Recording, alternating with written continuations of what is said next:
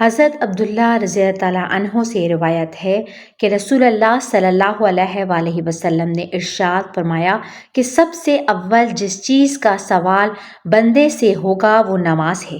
اگر وہ ٹھیک اتری تو اس کے سارے اعمال ٹھیک اتریں گے، اور اگر وہ خراب نکلی تو اس کے سارے اعمال خراب نکلیں گے۔ حضرت عبادہ رضی تعالیٰ عنہ سے روایت ہے کہ رسول اللہ صلی اللہ علیہ وآلہ وسلم نے ارشاد فرمایا کہ 5 وقت کی نمازیں اللہ تعالیٰ نے فرض کی ہیں۔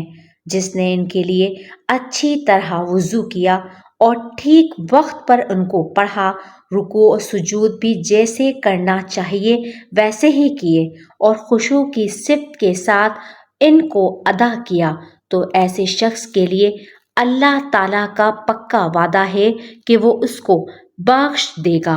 اور جس نے ایسا نہیں کیا اور نماز کے بارے میں اس نے کوتاہی کی تو اس کے لیے اللہ تعالیٰ کا کوئی وعدہ نہیں ہے، چاہے گا تو اس کو بخش دے گا اور چاہے گا سزا دے گا۔ نماز عشاء، نماز فجر، نماز ظہر کے اوقات۔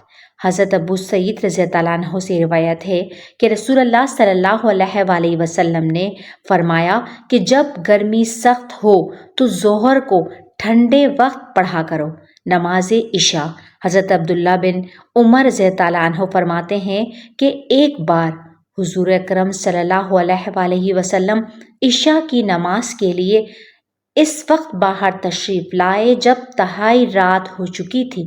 آپ نے فرمایا کہ اگر یہ خیال نہ ہوتا کہ میری امت کے لیے یہ وقت بھاری اور مشکل ہو جائے گا تو یہ نماز ہمیشہ دیر کر کے اسی وقت پڑھایا کرتا، کیونکہ اس نماز کے لیے ہمیشہ یہی وقت افضل ہے۔ نماز فجر۔ حضرت رافع رضی اللہ عنہ فرماتے ہیں کہ رسول اللہ صلی اللہ علیہ وآلہ وسلم نے ارشاد فرمایا کہ نماز فجر اسفار میں ادا کرو، یعنی صبح کا اجالا پھیل جانے پر فجر کی نماز پڑھو، کیونکہ اس میں زیادہ اجر و ثواب ہے۔ نماز میں تاخیر منع ہے۔ حضرت علی مرتضی رضی اللہ عنہ سے روایت ہے کہ رسول اللہ صلی اللہ علیہ وآلہ وسلم نے مجھ سے ارشاد فرمایا، علی، 3 کام وہ ہیں جن میں تاخیر نہ کرو۔ نمبر 1، نماز جب اس کا وقت آ جائے۔ نمبر 2، اور جنازہ جب تیار ہو کر آ جائے۔ نمبر 3، بے شوہر والی عورت جب اس کے لیے کوئی مناسب جوڑ مل جائے۔ سونے یا بھول جانے کی وجہ سے نماز قضا ہو جائے تو رسول اللہ صلی اللہ علیہ وآلہ وسلم نے فرمایا، جو کوئی نماز کو بھول گیا یا نماز کے وقت سوتا رہ گیا تو اس کا کفارہ یہ ہے کہ جب یاد آئے یا سو کر اٹھے اسی وقت پڑھ لے۔ ایک نماز پڑھنے کے بعد دوسری نماز کا انتظار۔ ایک بار مغرب کی نماز کے بعد کچھ لوگ عشاء کی نماز کا انتظار کر رہے تھے۔ نبی کریم صلی اللہ علیہ وآلہ وسلم تشریف لائے اور آپ اس قدر تیز تیز چل کر آئے کہ آپ کی سانس پھول گئی تھی۔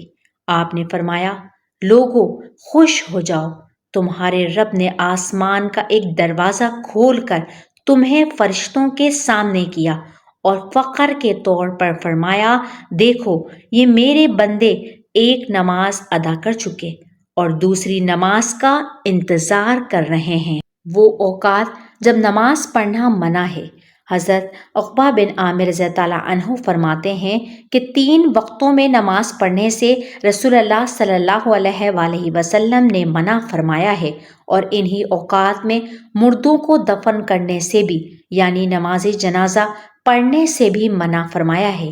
نمبر 1، طلوع آفتاب کے وقت۔ نمبر 2، زوال کے وقت۔ نمبر 3، غروب آفتاب کے وقت۔